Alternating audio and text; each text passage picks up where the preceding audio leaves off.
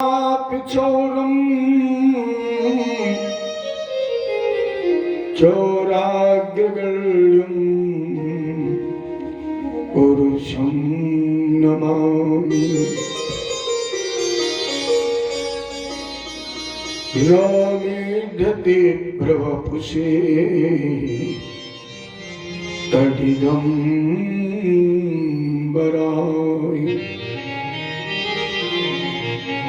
गुञ्जावतंस परिपिच्छल सन्मुखाय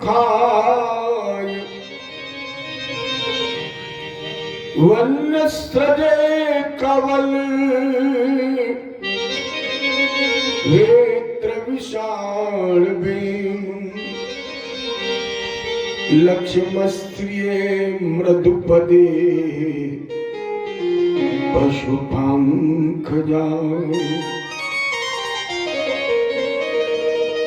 यो अन्तः प्रविश्य मम वाचमिमं प्रसुप्तां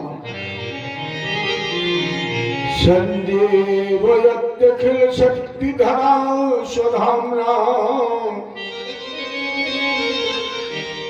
अन्यास्तहस्तचरण श्रवणत्वगादीन प्राणानमो भगवते पुरुषाय तुभ्यम्। अगलित बलधामं शरणशैलावदेहं दनुजवन कृशारं ज्ञानिनामग्रगण्यं सकल गुण निधानं वानराणामधीशं रघुपत प्रिय भक्तं वाक्यजातं नमामि। जब गुरुदेव भगवान की कृष्ण भगवान की रामचंद्र की उमापति महादेव की आदि शक्ति दुर्गे मैया की भक्त भगवान की बजरंगबली की। हर मोहन तुम्हारे प्यार ने मोहन तुम्हारे प्यार ने जीना सिखा दिया। तुम्हारे प्यार ने जीना सिखा दिया। मोहन तुम्हारे प्यार ने मोहन तुम्हारे प्यार ने जीना सिखा दिया। मोहन तुम्हारे प्यार ने जीना सिखा दिया। मोहन तुम्हारे प्यार ने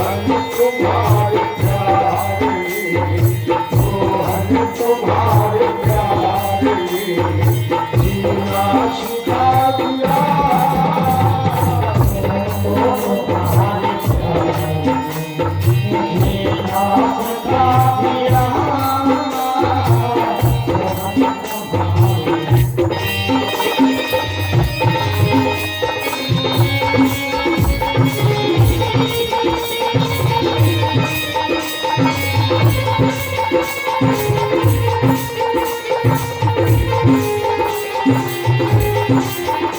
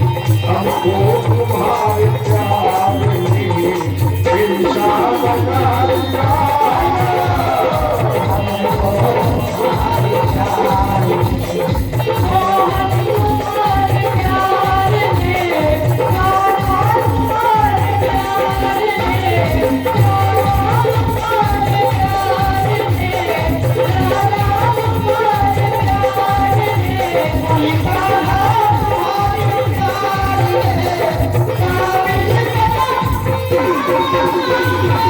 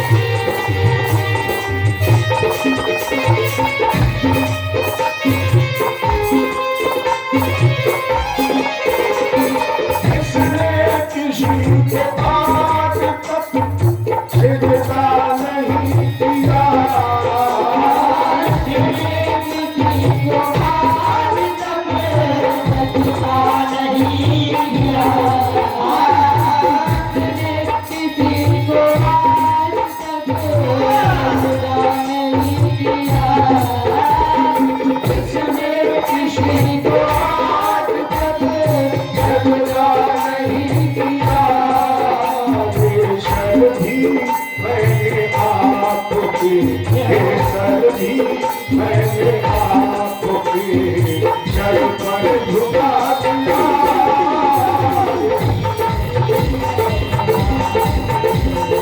चल पर झुका दिया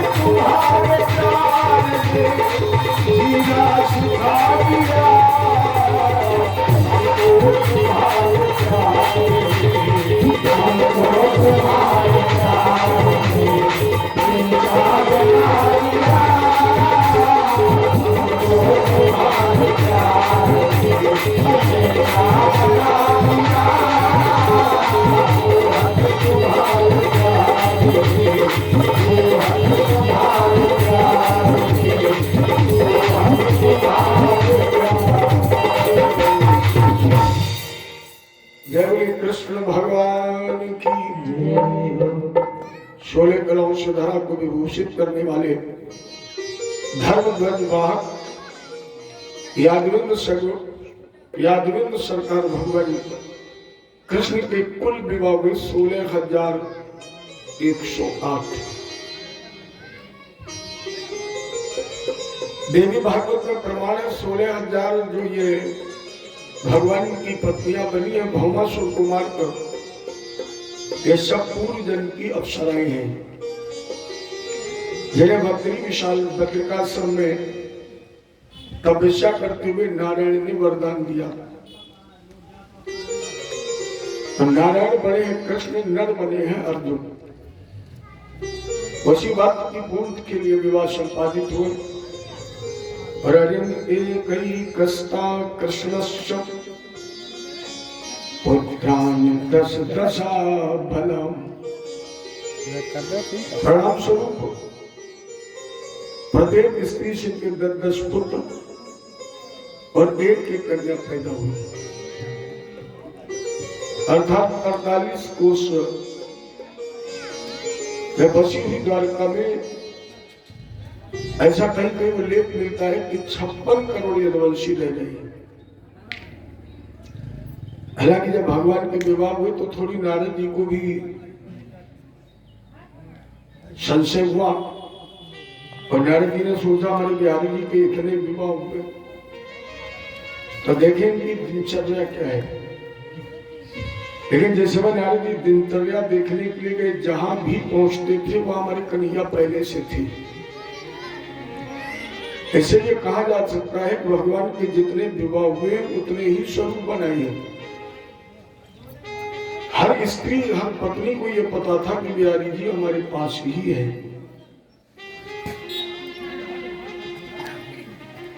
तो कन्हैया जी को भी कभी कभी हास्य विनोद सोचता था। एक बार तो रुक्मिणी जी चरण दबा रही थी, भगवान कृष्ण ने उसमें एक परिहास कर दिया रुक्मिणी कि क्या सोच करके तुमने हमें पति के रूप में चयनित किया? कहा तुम गंगोष पुत्र चेद सम्राट शिशुपाल की बहन, और कहा हम गांव में चराने वाले ग्वाले, फिर रंग भी हमारा काला। रुक्मिणी जी इतनी रोई कि बेसुध हो गई। भगवान होश में लाई। रुक्मिणी जी ने कहा दोबारा ऐसा मजाक मत करना। भगवान ने कहा कि हम तो रोज तुम्हारा मुस्कुराता हुआ चेहरा देखते थे, हमने सोचा चलो आज देख लूं कि तुम रोने में कैसी लगती हो। कि भगवान भी कहीं ना कहीं हास्य परिहास विनोद कर रहे हैं। और इसी स्थिति में जो भगवान का प्रथम पुत्र था प्रद्युम्न, इनका दूसरा विवाह रुक्मी की पुत्री से हुआ। प्रद्युम्न के पुत्र का नाम था अनिरुद्ध, जिनका विवाह रुक्मी की नातिन रोचना जी से हुआ। ऐसे विवाह में अद्भुत खेला गया, मैंने जुआ। एक तरफ पासे पर बलराम भैया थे, एक तरफ रुक्मी बैठा था। पासे फेंके गए, विजय बलराम जी की हुई, लेकिन रुक्मी ने पासे पलट दिए और कहुआ दुआ तुम हार गए। बलराम जी ने कहा बड़े एहसान भरा होश हो। अरे वो दिन भूल गए जब तुम कन्हैया के रथ में पीछे बने घसीट रहे थे। रुक्मिणी जी ने हमसे अनुरोध किया, हमने तुम्हें बंधन मुक्त करा दिया, हमने बेटा तुम्हें जीवन दान दे दिया, अब हम तुम हमारी तुम अपमान कर रहे हो। इससे एक बात निश्चित है,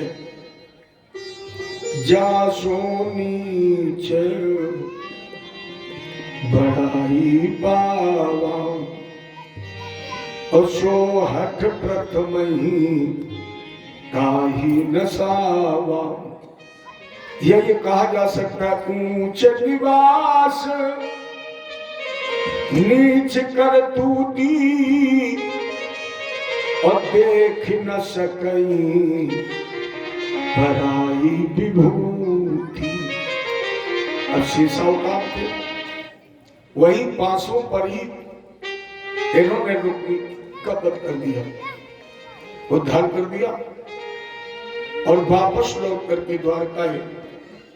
जिस अनिरुद्ध के विवाह में रुक्मी का वध हुआ, इसी अनिरुद्ध का दूसरा विवाह बाणासुर की पुत्री उषा जी से हुआ। लेकिन इस विवाह में भी युद्ध ही हुआ है। राजा परीक्षित ने कहा महाराज जी बताइए बाणासुर है कौन? भैया युद्ध क्यों हुआ? परिचय दीजिए। बाणस्य तनयाम खाओ मुख एने युद्ध तमह। परिचय दीजिए। सुखदेव जी ने कहा राजेंद्र बाण पुत्र सतस ज्येष्ठ बले राशिन महात्मना एन वामन रूपाय हरे दाई मेदनी। तुम्हें मैंने प्रसंग सुनाया था, दैत्यराज बलि का 3 बार पृथ्वी दान में मांगने गए थे भगवान। उसी बलि के 100 पुत्र थे और उसमें सबसे बड़े पुत्र का नाम था बाणासुर। और अपने यहां से तो बहुत नजदीक है बलिपारा।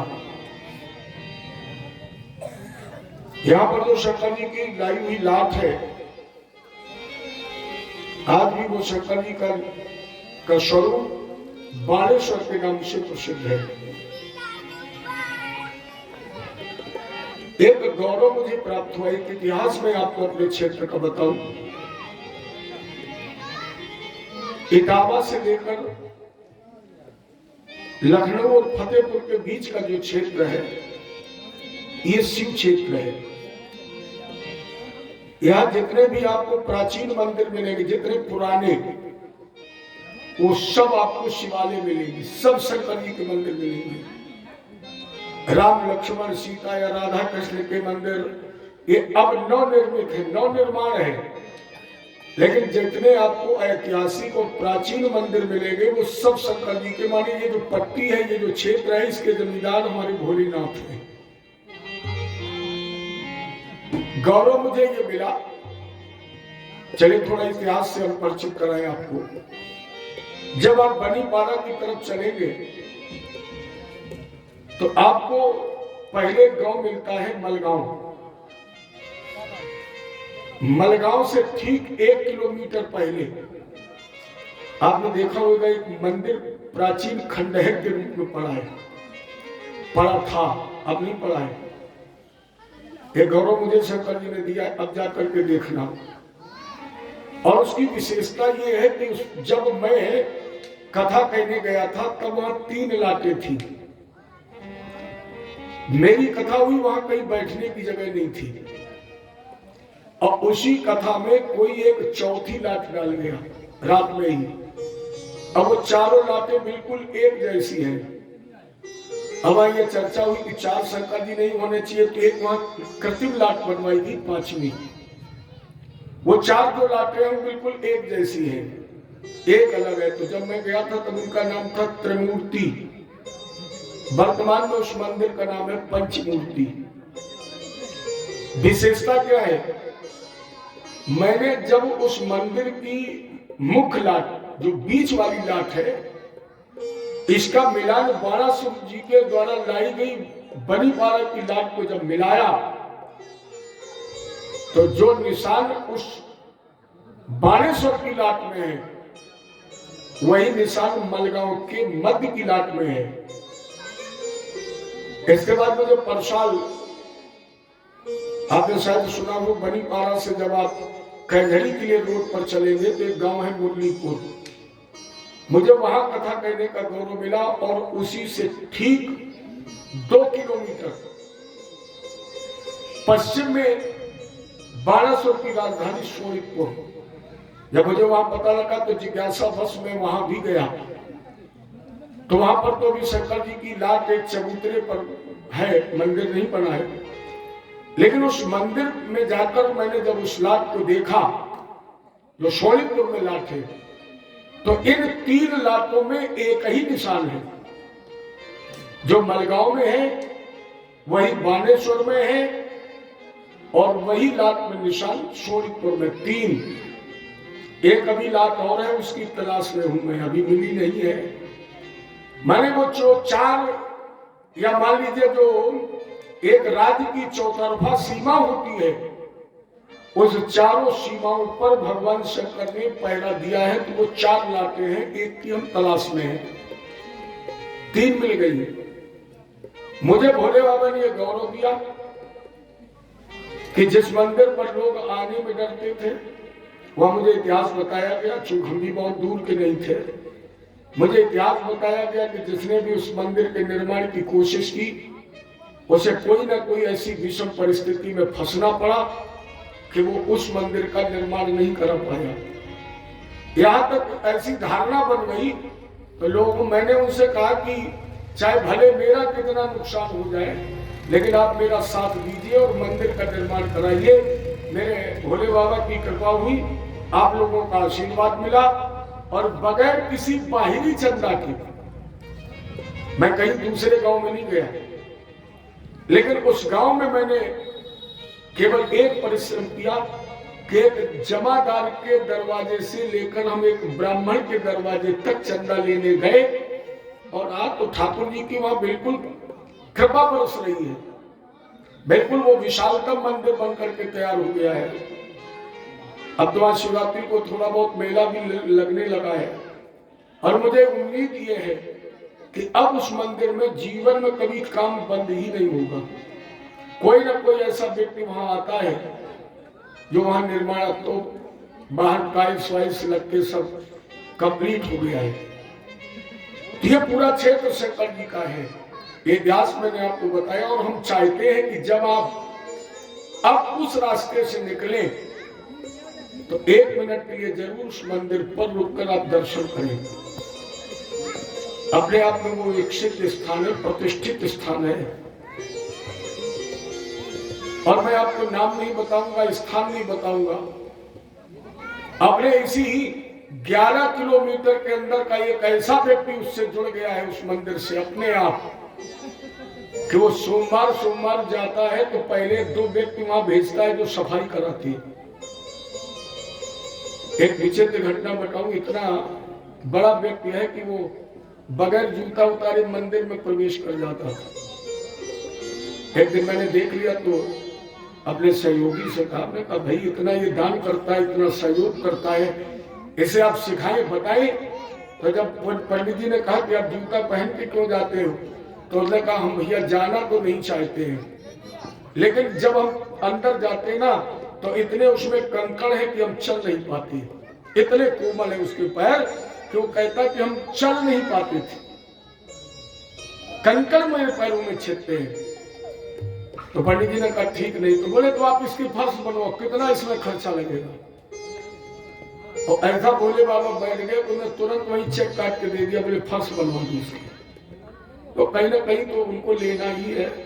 अब अगर वो व्यक्ति हर सोमवार जाता 2-4 हजार रुपया खर्च करके आता है, तो मैंने उससे पूछा कि इतनी आस्था, बोले अब हम ये नहीं बताएंगे क्यों है, ये तो हम नहीं बता सकते हैं कि मेरी आस्था क्यों है, लेकिन आस्था अगर न होती तो मैं आते ही क्यों, लाभ न होता तो मुझे आते ही क्यों। आप केवल ईश्वर पर आस्था रखें।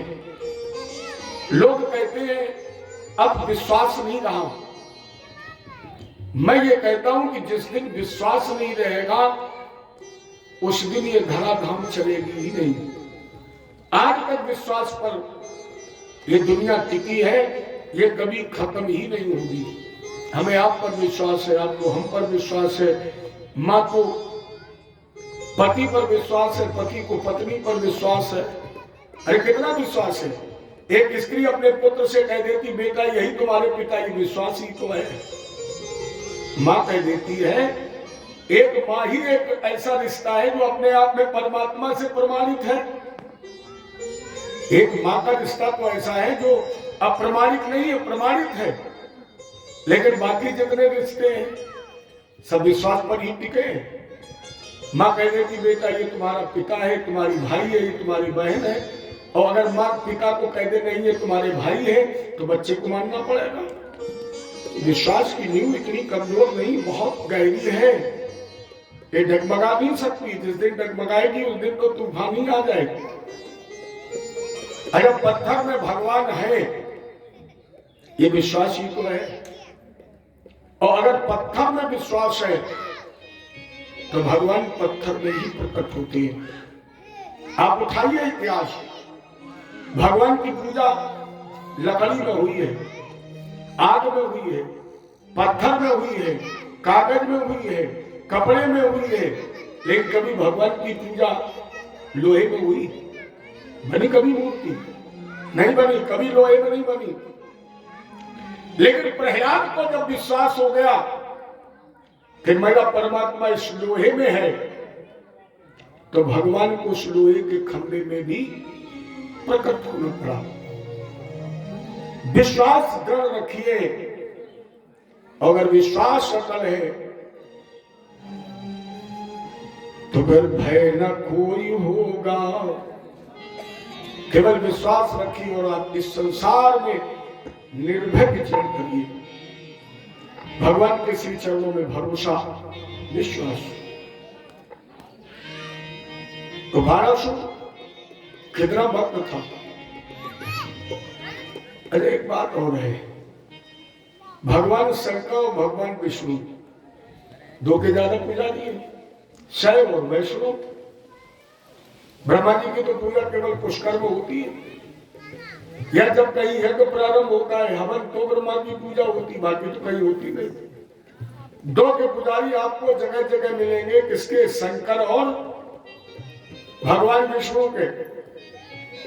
अंतर क्या है? शंकर जी खाकपति है और भगवान विष्णु लक्ष्मीपति है। भगवान विष्णु लक्ष्मी के पति है और शंकर जी राख के पति है। अंतर क्या है? शंकर जी का पुजारी आपको गरीब नहीं मिलेगा, जिसके पास मरघट की राख की ढेरी के अलावा कुछ नहीं है, उसका भक्त आपको गरीब नहीं मिलेगा। और भगवान विष्णु का भक्त तुम्हें कभी अमीर नहीं मिलेगा। क्यों? शंकर जी के तो लिख दिया गया, धन धन भोलेनाथ तुम्हारे कौड़ी नहीं खजाने में, और 3 लोग बस्ती में बसा दे आप बसे, भले जो कुछ भी है तुम ले जाओ। सबसे सरल, सबसे सस्ते, अतिशीघ्र प्रसन्न होने वाले। देखो ध्यान रखना, ये न क्रोधी है, नहीं लोग कहते थे शंकर जी बड़े क्रोधी है, कुछ लोग कहते थे बड़े काले हैं, कोई कह देता तीसरा नेत्र खुल जाए दुनिया जल जाए। मैं आपसे निवेदन करना चाहता, शंकर जी के समान कोई गोरा नहीं है, काले नहीं है। दूसरी बात, शंकर जी ने कभी गुस्सा किया ही नहीं। तीसरी बात, शंकर जी ने किसी को जलाया ही नहीं। ये तीनों बातें गलत। न शंकर जी ने किसी को जलाया, न शंकर जी क्रोधी है, और न भोलेनाथ हमारे काले हैं। कैसे हैं? रोज तुम आरती में गाते हो कर्पूर गौरम, कितने गोरे हैं, बिल्कुल कपूर की तरह।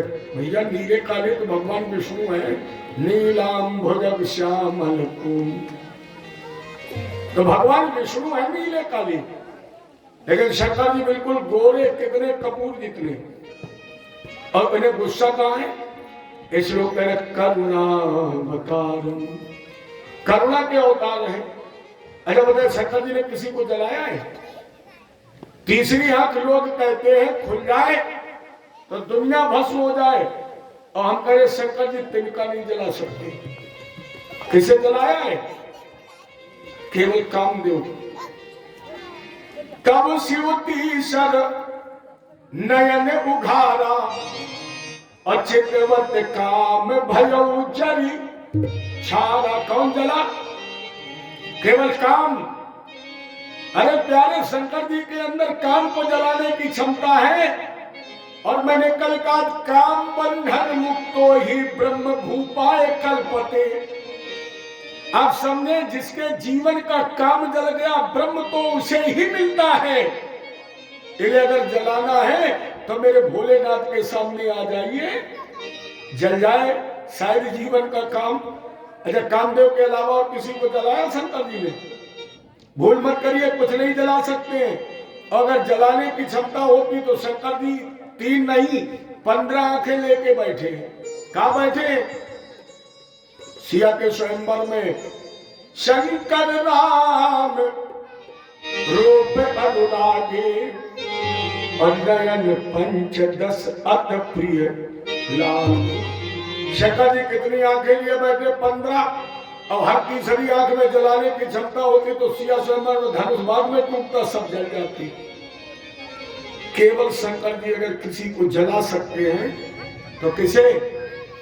केवल काम को, और किसी को नहीं जला सकते हैं। और हमें आपको जलाना किसे है? भैया जला लीजिए काम को। मरे जा रहे करे करे, काम जल जाएगा तो कुछ कम करना पड़ेगा, और भगवान भी मिल जाएगी। तो 1200 में भगवान शंकर की 12 वर्ष तक तपस्या की। शंकर जी ने कहा प्रसन्न।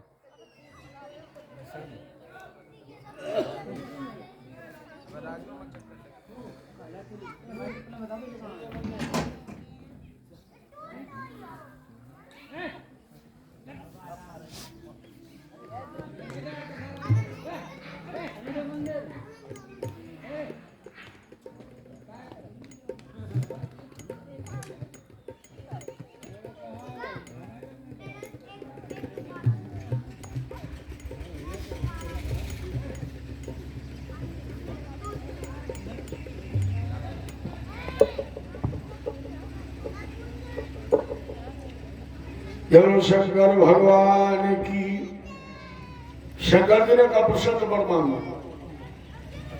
1200 ने कहा भोलेनाथ 1000 हाथ और मांगो। 1200 ने कहा आप हमारे नगर के रक्षक, पहरेदार बन गए। अब शंकर जी पहरे पर लग गए, और 1200 के 1000 हाथ हो गए, तो लड़ेगा क्यों?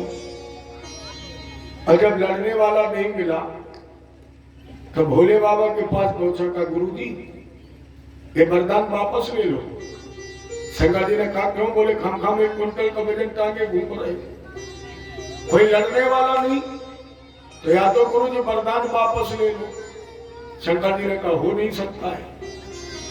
बोले तो लड़ने वाला बताओ, और गुरुजी लड़ने वाला ना हो तो फिर चलो अखाड़े में। गुरु चेला के दो हाथ हो जाए। शंकर जी ने कहा बेटा हम तुमसे क्या लड़े, हार गए तो भी हारे हैं और जीत गए तो भी हारे हैं। लेकिन एक बात बताएं, गुरु अपने शिष्य को हर दांव सिखा दे, हर कला सिखा दे, लेकिन एक न एक कला अपनी जेब में रखता है। इन्हें गुरु के सामने कभी सर उठाने की कोशिश मत करिए। जैसे शेर की गुरु बिल्ली है, रिश्ते में मौसी लगती है, तो बिल्ली ने शेर को सोना, दहाड़ना, शिकार करना सब कुछ सिखा दिया। और सब कुछ सिखाने के बाद बोली जाओ बेटा, एक एक गांव ने तुम्हें सिखा दिया, खेलो। तो एकदम शेर दहाड़ा और जैसे बिल्ली की तरफ झपटा तो बिल्ली पेड़ पर चढ़ गई। शेर ने ऊपर की तरफ देखा, का मौसी ये दांव तो तुमने बताई नहीं। बिल्ली बोली बेटा ये भी दांव बता देती तब तक हम तो पेट में होती। तो एक ना एक दांव तो भगवान शंकर ने झंडा दे दिया, का जाओ ये छत पर लगा देना, जिस दिन झुक जाए समझ लेना टेलर लड़ने वाला आ गया। इतना अभिमान में था बाणासुर कि सुबह उठ करके सबसे पहले झंडा ही देखता, अपने लड़ने वाले को ढूंढ रहा। किसी की पुत्री का नाम था उषा। एक बार ये सो रही थी शयन कक्ष में, अचानक स्वप्न में अद्वितीय पुरुष का दर्शन कर लिया, पति बना लिया। राजा का स्वप्न टूटता है जहां आप देखना चाहते हैं। उषा ने पति बनाया, बरमान उठाई और जैसे इस स्वप्न दृष्टा पति को माल्यार्पण करने जा रही थी, माला सर तक पहुंची और स्वप्न टूट गया। अबे रो रही।